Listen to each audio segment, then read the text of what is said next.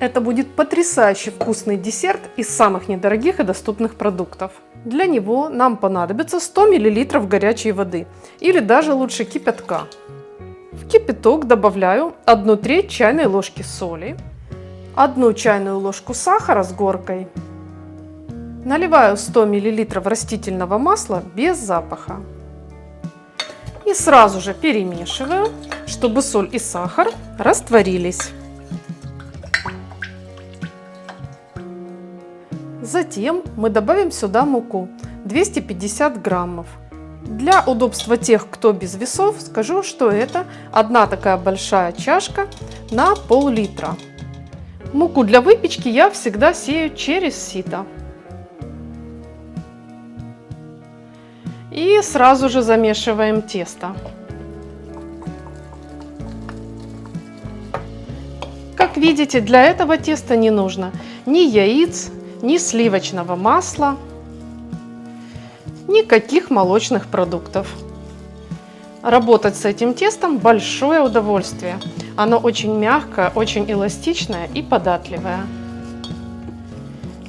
При этом его не нужно долго вымешивать. Каких-то 3 минуты и все готово. Вот такое мягкое и нежное, очень приятное. Для начинки беру одно крупное яблоко. Оно весит 250 граммов. Яблоко, конечно же, очищаю от хвостиков и от семян. А затем нарезаю его достаточно мелко. В этом рецепте есть очень большой плюс. Для начинки здесь подходит не только яблоко, но и любые сезонные фрукты и даже овощи, какие у вас есть и какие вы любите. Например, груши, тыква, персики, можно даже добавить ягоды, например, вишни. Теперь возвращаемся к тесту, его нужно просто раскатать.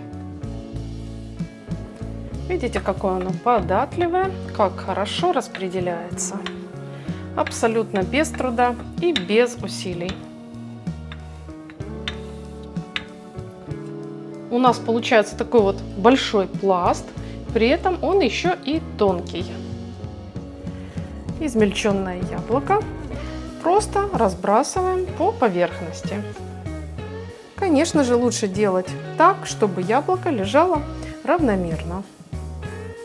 Можно, в принципе, остановиться на таком количестве начинки. Но тем, кто любит сочетание яблока с корицей, предлагаю сделать такое дополнение. Я беру 2 чайных ложки сахара. К нему добавляю пол чайной ложки ароматной молотой корицы. Перемешиваю и просто посыпаем поверху. Аромат такой замечательный, такой праздничный. Теперь эту композицию нужно свернуть в рулет.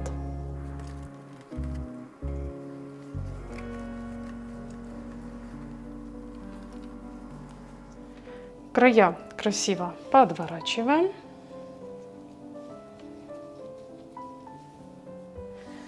И переносим замечательный рулет на противень с бумагой для выпечки.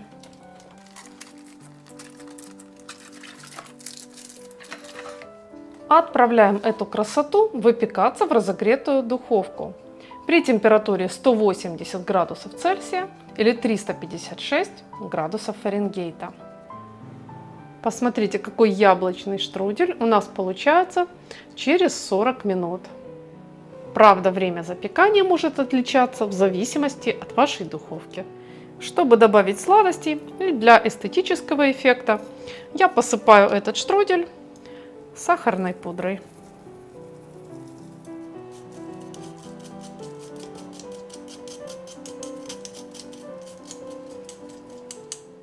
Видите, как все просто.